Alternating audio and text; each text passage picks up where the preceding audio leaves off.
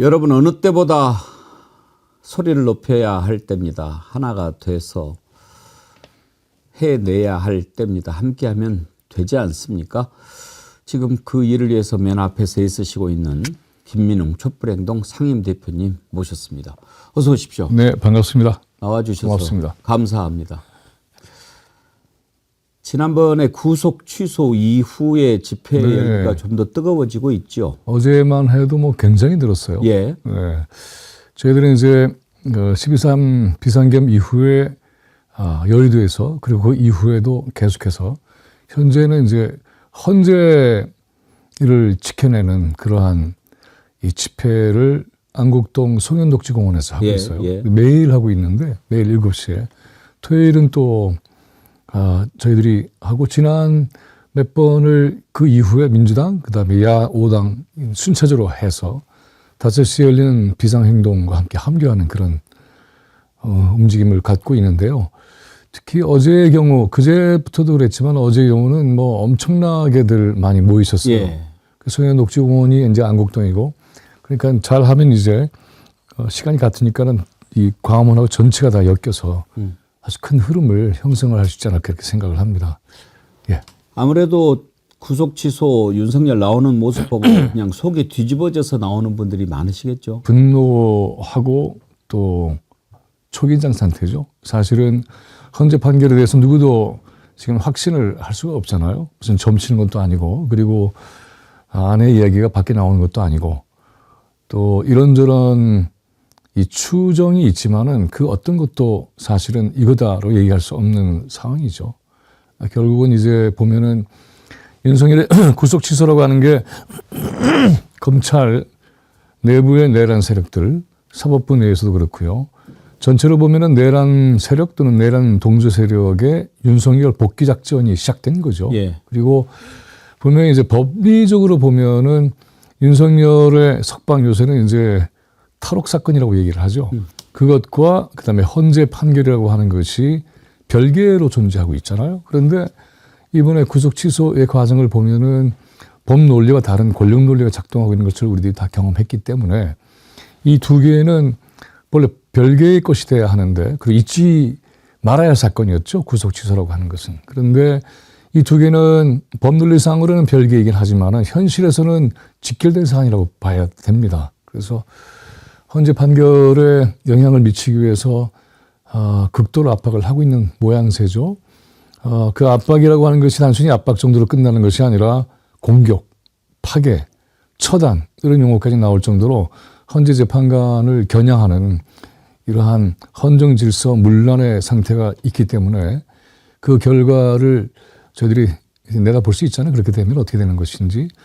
그런 영향력을 차단하기 위해서라도 이 국민적 기세를 모아서 헌재를 지키는 일이 지금은 아주 관건 중에 관건이라고 할 수가 있죠. 지금 전국 각지에서 집회가 열리고 있습니다만 특히 이제 서울에서는 촛불행동이 주관하는 집회가 있고 또 비상행동이 주관하는 네네. 집회 두 가지가 있지 않습니까? 네네. 이걸 보면서 이제 많은 시민들이 하나로 합치면 더 힘이 세지지 않을까? 왜 두 개로 나누나? 아니 하나로 합치고 있는 거죠. 뭐냐면은 예. 비상행동은 이제 시작한 거죠. 매일 하는 집회를. 윤석열의 촛불행동은 쭉 매일 해왔고. 그렇죠. 여의도에서 했었고 그다음에는 이제 헌재를 지키는 투쟁이 매우 중요했기 때문에 그래서 저희들이 지금 뭐 거의 석 달 가까이 하고 있어요. 예. 그러니까 매일 하고 있는 것이니까는 이번엔 당연히 헌재를 지키는 역할은 누군가 해야 되잖아요. 그리고 광화문에서 시민들이 모이는 역할도 해야 되는 것이고 그래서 자연스럽게 이렇게 합류가 되는 그런 과정이니까는 별개라고만 생각하지 마시고 예. 각자의 지금 진을 쳐서 그래서 역할을 하고 있다. 만약에 촛불행동이 그 헌재 인근의 지역을 포기하면 안 되는 거잖아요. 그러면 그 지역에 혹시 극우 세력들이 들어오면 안 되는 것이니까. 그래서 그 지역에서는 헌재 인근에서 할 수 있는 것은 거기와 안국동에서부터 헌재 직전까지의 공간밖에 없어요. 그래서 이 공간을 지키는 일은 대단히 중요합니다. 그렇게 이해를 하시면은 이게 뭐 같이 하지 않고 분열됐나 이런 생각은 절대로 할 수 절대 안 해도 없고. 된다. 그 실제로 이제 지난 몇 주 동안에 보면은 헌재 투쟁이라는 형태로 해서 범국민대회가 바로 저희들이 주관하고 있는 촛불행동이 주관하는 안국동 그 공간에서 하고 있죠. 그러니까 두 이거 지키는 거 대단히 군데서 하는 중요하잖아요. 것이지 분열돼서 하는 것이 아니다 이 아니죠. 말씀이죠. 왜냐하면 이제 방금 이야기 들었던 것처럼 헌재 투쟁이 매우 중요하고 광화문에 또 이 시민들을 위한 광장 투쟁도 중요하고 일종의 어떤 헌재 투쟁의 본진이기도 하고 전체 흐름으로 보면은 여기에 대한 선도 투쟁을 하는 거죠. 실제로 촛불행동은 지난 3년 동안에 일종의 선도 투쟁을 해왔던 거잖아요. 윤석열 초기부터 시작을 했어요. 3월 26일 예. 제1차로 했는데 윤석열의 최후 진술을 보면 그 날짜까지 딱 박아놓고 있습니다. 그게 바로 저희들이 했던 시작의 날이에요. 2022년 3월 26일. 3월 10일이 윤석열 당선 날이었는데 그 직후에 저희들이 바로 시작했죠. 그 이유는 2019년부터 연원을 따져 들어가다 보면은 이들은 검찰 구테타 세력이다. 이들이 집권을 했다. 그럼 어떤 일이 벌어질지 분명하다. 구테타 세력이 집권한 것에 대해서 우리는 용납할 수 없다. 그렇게 시작한 겁니다. 예. 그러니까 집권 초기 출범도 제대로 안 했는데 왜 이렇게 하지라고 판단을 또 생각을 하신 분들도 적지 않게 있지만은 그러나 세월이 지나니까 왜 그랬는지 이해가 충분히 되죠. 네, 그래서 3년 동안 지치지 않고 해온 촛불 국민들이 있어요.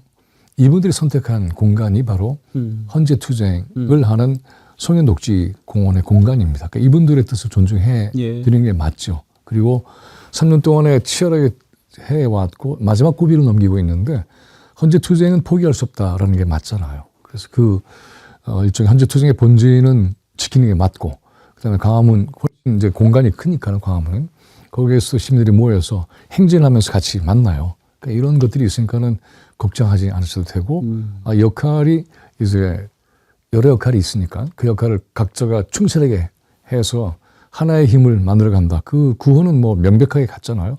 네. 그 말씀 윤석열 들으니까 파면. 이해가 되고 안도가 되는데 이제 시민들이 약간 걱정했던 것은 지난번에 저쪽에 전한길이하고 전광훈이하고 둘이 막 서로 물어뜯고 싸우는 걸 보면서 우리도 이제 촛불행동 비상행동 집회 장소가 이렇게 두 군데가 되다 보니까 혹시 우리도 이렇게 뭔가 좀 갈라져 있지 않나 이런 걱정만 하는 분들이 그렇다면 있어서 이제 서로 이제 뭐라고 해야 될 텐데 그런 일 없잖아요. 그러니까요. 네, 그리고 이제 저희들은 단체로서는 비상행동에도 같이 함께하고 있어요. 네, 그러니까는 그 점은 전혀 오해하지 않으셔도 되고요. 예. 방금 얘기했던 대로 주 타격점이 있잖아요. 그리고 주 타격점은 너무나 분명해졌습니다. 그래서 헌재가 파면을 신속하게 안심하고 내릴 수 있도록 지원하는 일 이것이 굉장히 중요해졌죠. 네. 우리 대표님은 사실 오랫동안 이런 그 시민들의 역량을 하나로 모으는 네. 그런 노력을 해오지 않으셨습니까? 네네. 요즘에 옛날에 이렇게 민주화 투쟁을 하셨을 때와 달라졌다라고 느끼는 부분들이 혹시 있으십니까? 가장 중요한 건 이겁니다. 이 촛불행동의 경우에 있어서는 이제 그 전에 2019년에 검찰개혁에 대한 그 서초 투쟁이 매우 중요한 뿌리가 될 수 있어요. 그때 기억하실지 모르겠지만은 정치검찰의 쿠데타의 움직임이 있다라고 제가 제일 먼저 이렇게 문제 제기를 했던 게 있잖아요. 그리고 나서는 그 정치검찰이 이 쿠데타라고 하는 그들의 쿠데타라고 하는 것은 법과 제도를 타고 하는 것이기 때문에 군사 쿠데타와는 달리 명확하게 손에 잡히지 않죠. 이번에도 그런 거 아닙니까? 심우정 검찰총장이 법과 제도의 틈바구니를 찾아서 윤석열을 복귀하는 그러한 작전을 아주 노골적으로 한 거 아닙니까? 이들에게는 무슨 뭐 여론의 비난이라든가 역풍이라든가 이런 것이 전혀 문제되지 않아요. 이런 점은 우리도 좀 주시를 해서 야당이 결기 있게 제압하는 일이 필요하다는 생각이 들고요. 잠시 또 아까 얘기로 돌아가자면은 이제 그러한 과정을 거쳤기 때문에 그래서 우리가 돌아보면 2016년, 17년에 제1차 촛불혁명, 지금 제2차 촛불혁명이라고 할 수가 있어요. 제1차 촛불혁명은 결과적으로는 실패해버렸어요. 그 과정이 제대로 촛불혁명의 과제를 해결하지 못했고 또 그런 과정에서 생긴 빈 공간에 윤석열 정권이 등장한 건 아니겠습니까? 근데 이걸 가만히 보면 가장 중요했던 것은 그때 그렇게 모였던 시민들이 이후에는 문재인 정부의 기대를 걸고 다 뿔뿔이 흩어져 버렸어요. 잘하겠지? 박수치고. 좀 이렇게 해주지? 청원자. 저희들이 촛불행동의 깃발을 들었을 때는 그것을 깊은 역사적 반성의 근거로 삼아서 주권혁명을 선언을 했습니다. 절대로 흩어지지 말자. 조직된 시민들, 노무현 대통령의 아주 유명한 말씀이 있잖아요. 깨어난 시민들의 조직된 힘이 세상을 바꿀 수 있다. 이거 저희들한테는 굉장히 중요한 이 정치 사상적 토대라고 할 수가 있습니다. 그래서 흩어지지 않는 조직으로서의 힘을 발휘하는 것이 매우 중요하다. 비상행동은 현재 이제 1,500개 정도의 조직들이 합류를 해서 같이 하고 있어요. 그러니까 이미 그 안에 들어있는 분들은 자기가 소속되어 있는 조직과 단체가 있죠. 그 다음에 거기 모이시는 분들이 또 거기에 있는 조직에 가입할 수도 있고 또 합류할 수도 있습니다만은 이 촛불행동의 경우에 있어서는 바로 그렇게 주권자로서 정당 소속도 굉장히 다양합니다. 그리고 그렇지 않은 분들도 많이 계시고요. 그래서 이곳은 그런 열린 공간으로서 이제 조직된 시민으로서 전국 조직도 생겼습니다. 지난 3년 동안에. 이 힘이 이제, 상황을 만들어낼 거라고 보는 거죠. 간단히 예를 들자면은 지난해 4월에 이 총선이 있지 않았습니까? 그때 아마 우리 백인기 앵커님도 기억하시겠습니다만은 그때가 대파 총선이었잖아요. 네. 그 촛불행동에서 만들어서 대파 총선 이렇게 했고 그 다음에 그 이후에 그것을 탄핵 국회를 만드는 목표를 했고 그리고 탄핵 청문회를 이제 하기 위해서 했던 운동이 탄핵 청문회 동의 운동이었죠. 그게 143만이 넘었잖아요. 그렇게 되니까는 정치권에서도 탄핵에 대한 얘기를 주저하다가 자신 있게 할 수 있는 그런 과정이 펼쳐졌던 거죠. 그리고 탄핵의 얘기를 그간에 어떤 시민운동 단체에서도 하지 않았는데 가장 먼저 탄핵 운동을 시작했던 거잖아요. 지금은 뭐 너무나 분명한 대세가 됐던 것이고 이거는 결국은 보면은 역사의 흐름이 어디로 가야 될 것인가 하는 것에 대한 명백한 판단 또 단호한 의지 그것이 이제 국민들의 주권자로서의 행동으로 성장했기 때문에 가능했다고 봐요. 그러니까 과거와 비교해 보자면은 특별한 운동의 경험 있는 분들이 나서거나 그런 것이 아니라 역사 속에서 국민들 스스로가 주권자로서 아주 강력한 의지를 가지고 역사 이 시대를 움직이고 있다. 이게 아주 결정적인 차이라고 볼 수가 있습니다. 그래서 그걸 제가 여쭤보는 건데 지난번에 토요일 날 집회에 참석했던 분한테 들은 얘기인데요. 네. 그분은 이제 연세가 60대입니다. 그러니까 기존에 이렇게 민주화 투쟁을 했던 그 경험이 있는 분인데 그 집회에 참석했다가 구속 취소 그걸 이제 너무나 울분이 터져가지고 모든 사람이 탄식을 하고 가라앉으려고 하는 참에 젊은 친구들이 벌떡 일어나가지고 우리가 힘 빠지면 안 된다라고 막 춤을 추면서 이렇게 하는 모습을 보고 다시 힘을 얻었다. 눈물이 핑 돌았다. 그런 얘기를 하더라고요.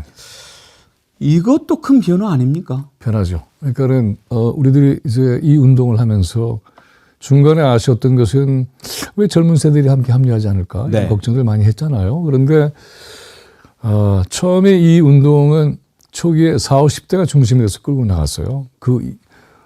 보다 나이 많으신 분들 또 젊은 분들도 함께 합류를 했습니다만은 40, 50대가 중심 세력이었죠. 그러다가 30대 세대가 들어오기 시작했어요. 그리고는 결정적으로는 비상계엄이 있고 난 이후에 저희들이 이제 국회에서 한 3일을 직결을 해서 다행히 이제 국회의 정치권과 연대에서 지원을 받아서 시민단체가 거기 국회 안에서는 할 수 없어요. 그런데 그걸 지원을 받아서 3일 동안 국회 본청 앞에서 촛불문화제 집회를 했는데 놀랍게도 함성 소리가 다른 거예요. 굉장히 젊어진 거죠. 이것을 통해서 그 주에 일요일에 여의도에서 저희들이 집회를 했는데 10만 이상의 그 젊은이들이 모였어요. 이게 이제 응원봉의 시작이었고 모두가 주목을 했던 거죠. 그리고 이거를 받아서 가수 이승환 가수가 촛불행동에 기부를 했고 또 여의도에 와서 공연도 했죠. 이런 힘들이 말하자면은 이 젊은 세대가 K-팝이라고 하는 그러한 자신들의 K-팝 문화를 역사의 현장으로 끌고 들어와서 함께 공유한 거죠. 이 응원봉이라고 하는 게 사실은 들고 있는 응원봉이 다 다르기 때문에 각자 긴장이 좀 있는 거잖아요. 자기가 좋아하는 팬들이 있기 때문에. 그런데 그 팬들이 갖고 있는 긴장을 다 녹여서 민주주의를 응원하는 그런 걸로 바뀌었고, 뿐만이 아니라 여기에 이제 그 앞선 세대와 뒷선 세대 모두가 다 함께 서로 배워나가는 이런 과정을 거쳐서 한 덩어리가 됐다고 하는 것 또한 굉장히 중요합니다. 역사적으로 보면 언제나 20대가 혁명 세대 아니었습니까? 그런데 바로 이들이 다시 혁명적 세대로 나서서, 그래서 그 이후에 선배 세대들과 함께 서로 배우고 어깨를 겹고 그리고 함께 돌진해 나가는 이 모습이 정말 감격스럽습니다. 근데 여기서 궁금한 게요. 네. 지금 이제 많은 20대 청년들이 모이면서 집회 분위기가 새로워지고 또 두꺼워지고 키세스 같은 아이디어도 네. 나오고 이렇게 되지 않습니까? 네. 그런데 지금 저 극렬 보수 집회에도 젊은 층들이 많이 보이거든요. 네. 그 이유는 뭘까요? 여러 가지로 분석을 해야 되겠죠. 그런데 이제 가장 중요했던 것은 이 역사교육의 실종이 매우 큰 문제였다. 그리고 신자유주의 체제로 생긴 물질적인 그러한 욕망이 많은 젊은이들을 좌절시켰다. 그래서 거기에서 이런 상황의 일거에 뭔가 좀 해결할 수 있는 길은 없을까라고 하는 젊은이들이 분명히 있을 거예요. 예. 이 젊은이들이 이제 거기에 가게 돼버린 거죠. 굉장히 안타까운 일이에요. 근데 그보다 훨씬 많은 수는 이쪽에 있는 거죠. 그래서 그런 현상이 우려스럽긴 합니다만은, 그러나 이 운동과 이 투쟁이 승리를 하고, 그리고 향후에 우리가 해결될 문제가 굉장히 많잖아요. 역사교육의 문제라든가, 자본주의에서 일어나는 많은 이런 불평등의 문제라든가, 정치에 대한 올바른 그러한 관점, 그리고 정치권의 혁명적 변화, 이런 것들이 진행이 되면 그렇게 된 젊은 층들도 적지 않게 돌아서게 되리라고 봅니다. 그게 눈 뜨는 거잖아요. 이번에 김계리라는 여성이 계몽이 되었다고 하는데, 그것은 역계몽이고 진정한 계몽은 빛을 보는 일인데, 우리 이제 빛의 혁명이라는 말까지 나왔잖아요. 그래서 이러한 빛을 보지 못하면은 여전히 동굴에 갇혀 있는 거죠. 동굴에 갇혀서 보는 것이 진상이라고 보는 겁니다. 그런데 진실의 상은 전혀 다른 곳에 있죠. 이건 참 기본적인 질문이고 어떻게 보면 좀 바보 같은 질문일 수도 있습니다. 그렇지만 오랫동안 현장에서 보셨기 때문에 제가 그 질문을 좀 드리고 싶은데, 많은 사람들이 그런 생각을 하기는 해요. 뭐가 달라집니까? 네. 그러니까 내가 지금 여기서 이렇게 분노하고 뭐 그러면 되는 거지, 꼭 거기 나가서 소리를 같이 질러야 됩니까? 이렇게 묻는 분들이 있거든요. 그러면 그래야 됩니다. 뭐가 다른지 굉장히 다릅니다. 얘기를 한번 해 주십시오. 네. 우선 이 힘의 집중과 규모가 달라지죠. 예를 들자면 이런 여러 가지 비상계엄이라든가 또는 윤석열 탈옥 사건이라든가 또는 내란 세력들의 윤석열 복귀 작전 같은 것이 펼쳐지고 있는데, 만약에 모이거나 그러지 않고 각자 개인이 혼자서 분통을 터뜨리거나 그러면은 그 목소리가 존재하지 않는 거죠. 그리고 언론도 주목하지 않죠. 예를 들자면 숯불행동이 3년 동안 이것을 투쟁해 왔는데 2년 넘도록 전혀 언론들이 보도하지 않았습니다. 굉장히 치열하게 했는데 그러다가 상황이 이렇게 달라지기 시작하면서 굉장히 집중적으로 보도하게 됐잖아요. 탄핵에 대한 것도 그렇고 탄핵 총원 143만이 폭발적으로 보도가 증가하기 시작했던 때예요. 그 뭘 의미하겠습니까? 우리 사회에 이것을 요구하는 세력이 분명히 존재한다. 이들의 목소리를 제대로 듣지 않으면은, 그러면은 역사는 거꾸로 갈 수 있다는 것을 확인하는 거죠. 이분들은 그리고 유권자이기도 해요. 그러니까 유권자 운동도 저희들이 했습니다. 여기 나서라. 탄핵 운동에 나서라. 이런 요구가 있지 않으면 정치인들이 잘 안 움직이죠. 그래서 이렇게 우리 현실에 존재하고 있다는 것 자체를 표현하고 주장하고 그 울림을 듣게 하는 일이 너무나 중요해요. 이런 거지 않습니까? 이 권력자들이 이미 마이크를 잡고 있어요. 그들이 한마디만 해도 보도합니다. 근데 이 시민들의 얘기는 한마디 한다고 보도합니까? 모여도 제대로 보도하고 있지 않은데, 그리고 규모 정도만 얘기하는데 도대체 무엇 때문에 모였는지, 무엇에 분노하고 있는지, 어떤 세상을 원하는 것인지를 보도할 수 있는 근거를 마련하는 것도 매우 중요하잖아요. 근데 한두 사람 모여서는 되지 않습니다. 어마어마한 규모로 함께 모여서 세상의 변화를 갈구하는 목소리를 직접 듣게 되면은 이건 뭐지? 충격도 받게 되는 거죠. 그리고 이거를 쉽게 생각했다가는 큰일 나겠구나라고 생각하는 것이죠. 뿐만이 아니라 거기 함께 모이면 서로의 연대도 확인하게 되는 것이고 혼자 분통 터뜨렸던 마음들을 씻어요. 그리고는 불안했던 마음도 극복해낼 수 있고 우리 이길 수 있구나 자신감 갖게 되고 자신감을 갖게 되는 건 대단히 중요합니다. 뭐냐면 이거 이래서 뭐 되겠어? 좌절하고 그리고는 그냥 맹놓아버리고 그렇게 되면은 그런 국민들 다스리는 건 굉장히 어렵지 않죠. 3.1 혁명 1919년 이거 굉장히 중요한 투쟁이잖아요. 10년 동안에 일제가 강점을 하면서 조선 사람들을 억눌러 갔는데 이거 뭐 아무것도 아니래? 들고 일어나지도 않네? 그러면 더 짓밟죠. 근데 들고 일어나니까는 외향적으로는 무단 통치에서 문화 정치로 바꿨지만 뭐 본질은 변한 게 아니지만 그러나 그런 과정에서 언론도 생기고 임시정부도 만들어냈고 여러 가지 형태의 투쟁 방식이 성장을 했죠. 바로 그렇게 함께 모인다고 하는 것은 이 사회를 폭발적으로 변화시키는 혁명의 시작인 것이고 함께 모이는 사람들 간의 끈끈한 연대 그 안에서 굉장히 창조적인 우리의 시대적 문화가 생겨나요. 그래서 이것이 정치를 바꾸는 것이고 그러한 시대의 엄청난 울림에 반응하지 않는 정치인들은 그 정치를 할 수 있겠습니까? 못하는 것이죠. 왜 직접 만나서 해야 듣고 되는지, 왜 참석을 해야 되는지, 왜 그렇죠. 목소리를 내야 되는지 그 설명을 해 주시니까 고개를 끄덕거리는 분들이 많이 계실 것 같습니다. 우리 대표님은 목사님이시기도 하시죠. 네, 그렇습니다. 그런데 이제 정치 검찰 쿠데타 이걸 맨 처음에 간파를 하셨단 말씀이에요. 네. 이런 능력이라고 그럴까요? 어떻게 보면 예지력 같기도 하고 이런 것은 어떻게 옵니까? 그래서 이제 그렇게 얘기를 하시니까는 또 말씀드리기가 좀 그렇습니다만은 깊이 들여다 보면은 아시게 됩니까? 그렇게 그러니까 이 성서에서는 선지자들이 남겨놓은 기록들이 있어요. 그 시대의 흐름을 제대로 빨리 파악하고 하나님의 뜻을 어떻게 현실에서 실현시키느냐 하는 게 매우 중요하잖아요. 우리가 많이들 알고 있는 주기도문도 보면 하늘의 나라, 하나님 나라 이 땅에 이루어지시고 이거 중요한 거잖아요. 그 원리가 이 땅에 이루어져야 하는 것인데 악의 정체를 드러내는 것을 빨리 간파를 해야 되는 거잖아요. 악의 정체를 간파하지 못하면은 이번에도 아마 야권 전체가 이제 헌재에 맡겨놨으니까 되지 않겠어라고 약간 긴장을 풀었던 것 같아요. 그 사이 기습해 들어온 거 아니겠어요? 그러니까 이런 것들을 다 막아내야 됩니다.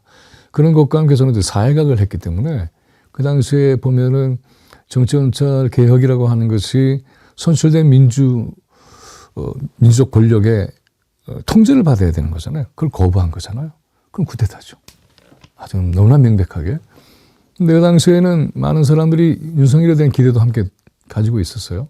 그 문재인 정부의 선택에 대해서도 지지를 했었고 그러나 그 움직임은 전혀 달랐다고 봤기 때문에 그래서 이건 단순히 당시에 조국 법무부 장관의 가족에 대한 어떤 수사의 선을 넘어서서 검찰개혁의 수장을 치면 검찰개혁은 좌초합니다. 그래서 그 당시에 검찰개혁 과정에서 조국 수호라고 하는 것은 개인적인 팬덤의 구호가 아니라 그것이 조국이든 추미애든 누구든 그 자리에 있으면은 그것을 맡는 그러한 검찰개혁 수장은 지지하고 응원하는 게 맞는 거죠. 근데 그게 꺾이면 전체가 꺾이는 거 아니겠습니까? 현실로 그렇게 됐고 그래서 그런 것이 저희들은 어떻게 생각했냐면 제1차 촛불혁명의 1단계는 박근혜를 몰아내는 것이고 제2단계는 정치검찰 개혁이었어요. 당시에는 검찰개혁, 언론개혁 굉장히 중요했잖아요. 그런데 정치검찰을 먼저 분쇄하지 않고서는 언론개혁도 힘들다 이렇게 봤고 그 2단계가 공수처 정도로 끝났어요. 3단계는 이 정치검찰이 구테타를 통해서 했던 이 내부의 권력, 검찰판 하나회가 집권하는 과정이었어요. 이걸 막기 위한 3단계 투쟁이 벌어졌습니다. 이것이 촛불행동의 뿌리예요. 근데 그것을 하다가 결국에는 그것도 성공하지는 못했어요. 그래서 이제 제2차 촛불혁명 1단계로 들어간 거죠. 초기부터 그래서 윤석열 정권에 대한 공격을 했고 그래서 기억하시겠습니다마는 윤석열이 최후 진술에서 두 가지 자신이 비상계엄했던 이유를 대잖아요. 첫째는 입법부 독주 이런 식으로 비난을 했고 두 번째는 자기에 대한 백몇십 회의 탄핵 집회가 있었다. 이게 말이 되냐 이렇게 한 거죠. 그게 저희들 아닙니까? 저희 지금 130차를 하고 있는데 그래서 이걸 겨냥을 한 거죠. 그러니까 이걸 보면은 그래서 그 당시에 제 1차 정치검찰 쿠데타만이 아니라 이후의 쿠데타도 저희들이 이미 얘기했던 겁니다. 그게 뭐냐면 2023년에 벌써 윤석열이 8.15 때 반국가 세력 척결 얘기를 했고 그 당시에 통일부 장관 김영호가 이제 주권은 국민에게 있지만 국민들이 주권을 다 발동하면 무정부 상태가 된다. 이런 얘기를 했어요. 이건 무슨 얘기야? 결국은 뭔가 대비하고 있다는 거죠. 그래서 비상대권이라는 이론적 기반을 정치학 출신이니까는 이들이 이미 제공했구나. 그다음에 24년에는 8월 달에 저희들이 김새가 굉장히 좋지 않았어요. 전쟁 책동이 있는 것 같아서. 전쟁 책동을 하면서 쿠데타를 하겠구나라고 저희들이 계속 경고했습니다. 시기적으로는 아주 묘하게 제 동생 김민석 의원이 이제 쿠데타 계엄 이런 것을 경고했던 때와 시기적으로 맞았어요. 저희들은 이제 구조적으로 분석하는 것이고 그리고 제 아우인 김민석 의원은 정보와 이런 모든 것을 종합적으로 판단해서 했던 건데 일치한 거죠. 아주 우연히 소통해서 한 게 아닙니다. 아주 시대를 이제 보니까 보이는 거죠. 그래서 그런 것이 일치를 했고 그래서 준비를 했던 겁니다. 이 비상계엄에 대한 대응을 어떻게 할 것인가. 근데 난데없던 거죠. 날짜나 이런 것들은. 그리고 이유도 뭐 전혀 다른 거였는데 나중에 보니까는 진상이 다 드러나서 역시 이들은 전쟁까지 불사했던 것이고 그래서 이렇게 정말 아주 삼엄하고 참혹한 짓을 벌이려 했던 것이 드러난 거죠. 말씀하셨으니까 하나 더 이제 추가를 하자면은 그래서 이 비상계엄 때 제가 택시를 타고 집으로 들어가는 과정에서 소식을 접하고는 깜짝 놀랐어요. 처음에는 이게 무슨 정치 가상 드라마인가라고 그렇게 많은 분들이 비현실적으로 느꼈을 거예요. 예상을 했으면서도. 네, 했으면서도 이게 그 시간에 그런 얘기를 가지고 한다? 그러다가 아차 싶더라고요. 50년 전에 유신 긴급조치 때 피신했던 생각이 나서 바로 피신을 했어요. 바로 피신을 하고 그다음에 이틀 뒤에는 체포명단에 올라갔잖아요. 수거 명단에 들어가 있었죠. 제1차 체포 대상이 된 거죠. 1차. 근데 이들이 어떤 거를 획책했는가를 지금 말씀드리고 싶어서 그런 건데요. 저에 대해서 국정원이 지난해부터 계속해서 미행하고 사찰했던 게 그걸 사찰자가 국정원의 사찰자가 잡혀서 그게 이제 문제가 돼서 이제 수사 송치를 원했는데 불송치를 했어요. 불송치를 하면서 보니까는 무슨 북한 지령 어쩌고저쩌고 이렇게 나와서 그거에 연결된 것이 의심될 만한 근거가 있다. 말도 복잡하게 해요. 그 말이 안 되는 거잖아요. 그런데 이번에 보니까는 최후 진술에서 윤석열이 계속 간첩 얘기를 무수히했죠. 세 번은 25번이라고 하는 것이고, 그다음 김계리라는 여성이 변론팀에 들어가서 이제 북한의 지령을 쭉 얘기하면서 저를 딱 저격을 했어요. PPT에 올려서 북의 지령을 받아서 뭐 등등 이렇게 했다. 그때 알았어요. 뭐냐면 늘 이렇게 하긴 하지만은 간첩으로 몰라 그랬구나. 그래서 대규모 간첩 사건을 만들어서 체포의 명분을 삼으려고 했구나. 그리고 그것은 단순히 고문 뭐 이런 것이 아니라 옛날처럼 바로 죽이려고 했구나. 이런 것들을 알게 된 거죠. 그러니까 끔찍한 일 아닙니까? 그러니까 그건 뭘 얘기하느냐 하면 이들은 전쟁을 불사하고라도 국민을 죽여서라도 권력을 유지하겠다는 것이 이들의 권력의 본질이에요. 그걸 저희들이 절대로 잊지 말아야 합니다. 그러니까 무슨 짓인데 하는 거죠. 어떤 잔혹한 일도 하는 것이죠. 그러니까 어떤 잔혹한 일들을 하는 자들은 그러면 이런 상황에서 자기가 위기에 벗어나기 위해서 뭘 할까 하면 답이 나오죠. 이들은 그것밖에 없는 거예요. 쿠데타를 하고 국민들을 죽이고 그리고서는 권력을 잡는 것 뿐만이 아니라 이게 보면은 쿠데타를 저희들이 분석한 가장 중요한 요체는 이런 것도 있습니다. 정치검찰이 만든 권력이잖아요. 그런데 정치검찰의 일각이 무너졌어요. 한동훈과의 그런 이 갈등 관계에서. 정치검찰도 완전히 믿기 어렵게 된 거죠. 그러면은 이 부분의 공간을 누구하고 해결하느냐면 정치군부하고 해결하는 겁니다. 그래서 이 두 개를 만나는 거죠. 기획자는 정치검찰이라고 봐요. 그리고 작전 실무는 군에게 맡긴 겁니다. 이번에 보면은 내란 세력 가운데는 군부 얘기만 나오고 경찰 얘기만 나오지만 실제로는 검찰은 지금 전혀 밝히고 있지 않아요. 이걸 틀어막고 있는 것이 이제 심우정, 또 최상복 이런 자들이죠. 그래서 내란의 전모를 드러내지 않도록 하는 것. 그래서 이들은 지금 죽기 살기로 하고 있는 겁니다. 근데 뒤집어 보면은 이것 또한 저희들에게는 저 또한 그랬습니다만은 지금도 그렇고요. 목숨에 걸린 문제가 됐어요. 대한민국의 명운이 걸린 문제가 됐습니다. 그래서 단 한시라도 아니할 수가 없습니다. 워낙 진지하게 말씀을 계속해 주셔서 제가 개인적인 질문 하나 둘 좀 하고 싶었는데 네, 말씀하십시오. 괜찮습니다. 해도 되겠습니까? 네. 아까 이제 김민석 의원 형님이시잖아요. 네. 그 전에 문익환, 문동환 네. 형제도 생각이 나고 네.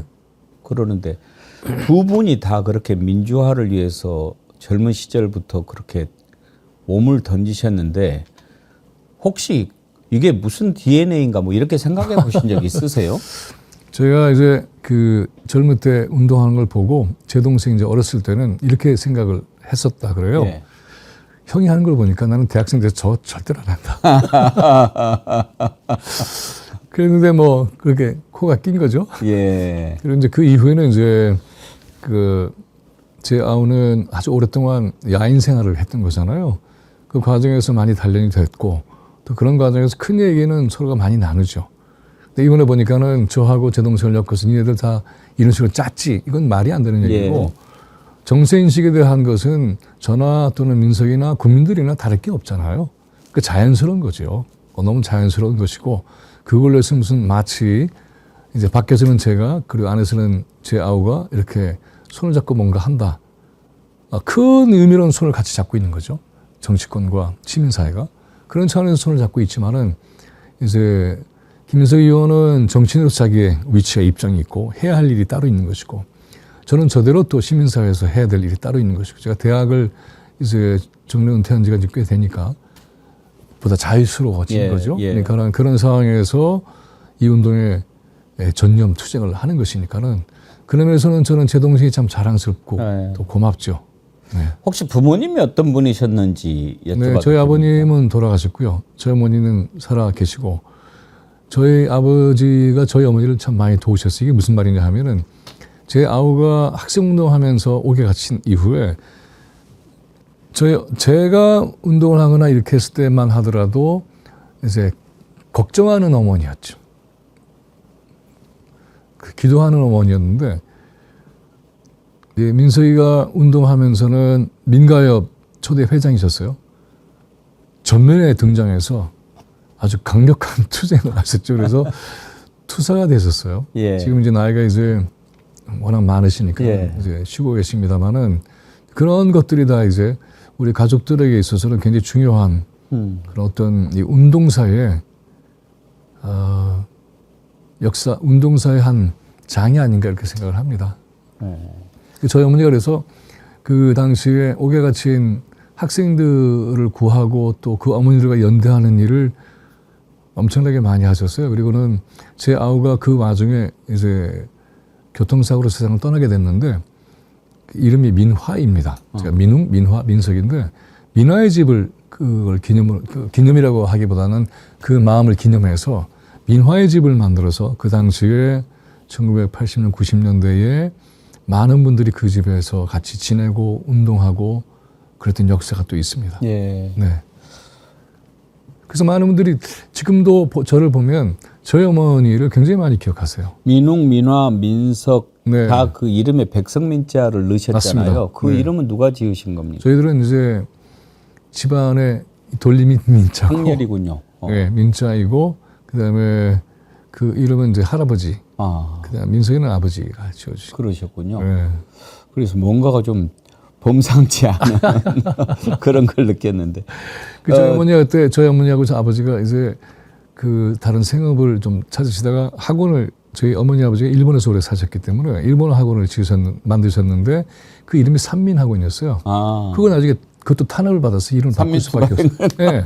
뭐 이거 아니야 이런 식으로 해서 그러네요. 당시에 민석이가 산민투 그 운동을 같이 했기 때문에 그래서 그런 에피소드가 뭔가 뭐 있습니다. 운명적으로 엮였다 그런 느낌도 들기는 듭니다만은 네. 예, 산민투가 또 사실 그 학원 이럴 때 왜 산민은 민석 민화 민웅 민화 민석의 그렇죠? 뜻일 네, 네, 텐데 네. 근데 왜 일본에 계시게 됐지요? 일본에서 공부를 하지 않습니까, 두 분이. 아, 그래서 저하고 제 아우는 이제 일본에서 태어나서 일본에서 선도해 왔으니까. 태어나셨더라고요. 네. 예. 민석이는 이제 토종입니다.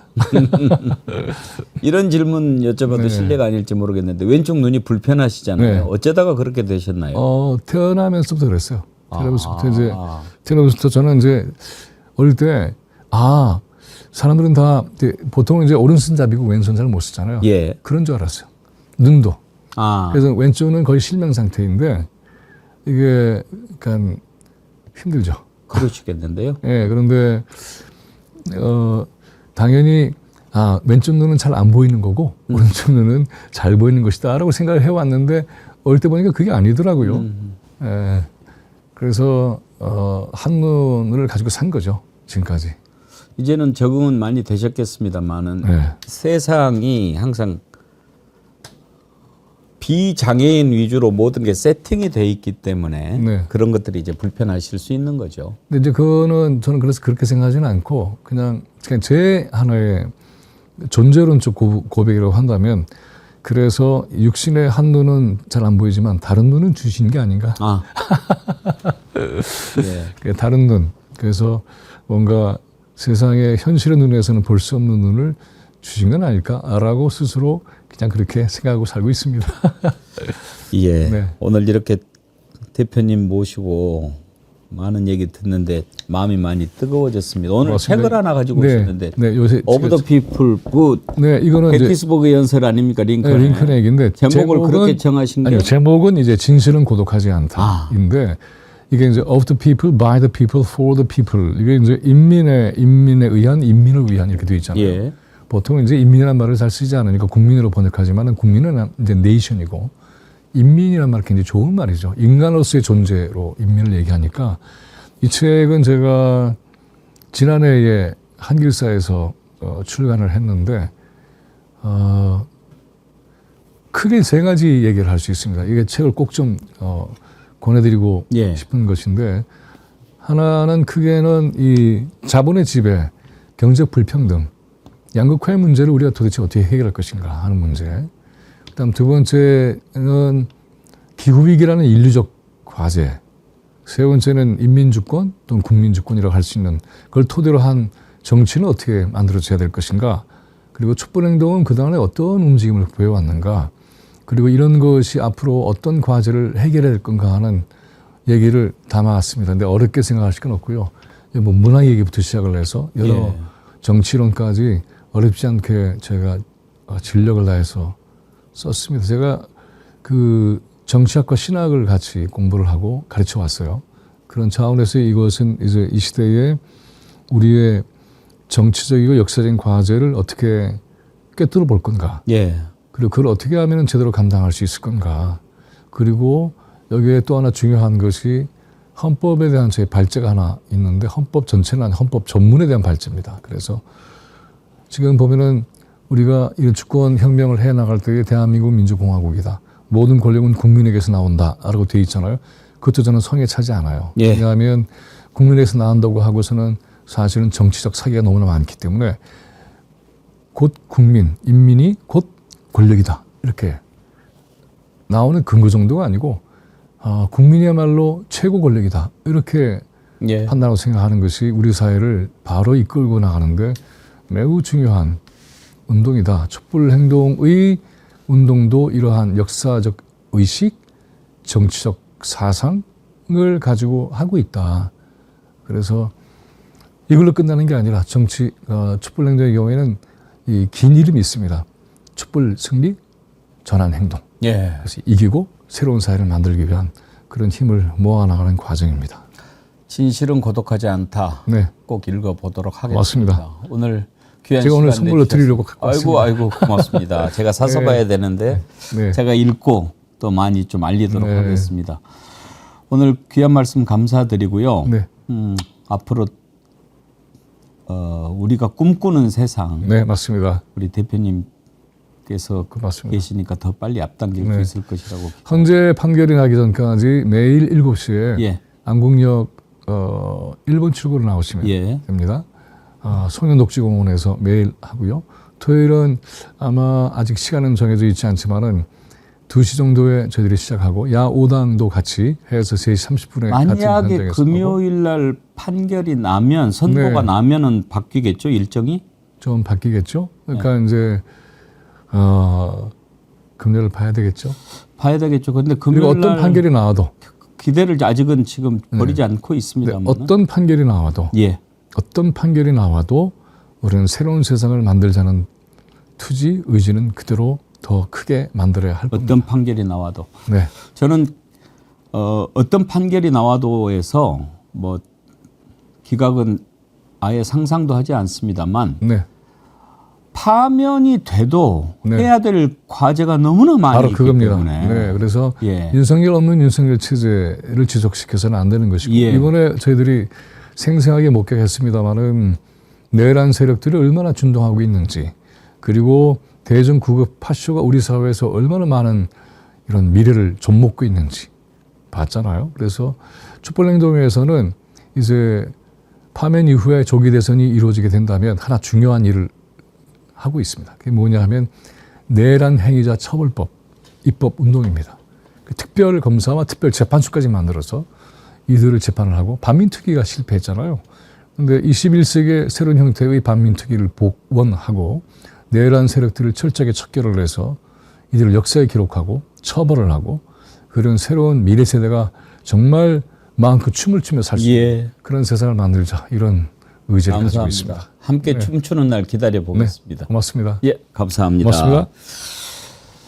여러분 오늘 정말 앞에서 많이 쓰시고 계시는데 우리가 함께하면 더 힘이 나실 겁니다. 김민웅 촛불행동 상임대표님과 얘기 나눠봤습니다. 판사 하나가 나라를 절단내보냈습니다. 도대체 그 판사는 무슨 생각으로 그런 웃긴 게요. 결정을 구속 내렸습니까? 사유들은 자기가 이제 나와 있는 건 당연히 아닌 거는 증거 인멸, 우주 우려잖아요. 마지막까지 이제는 자기 살려면 별별 소리 다 쓰는지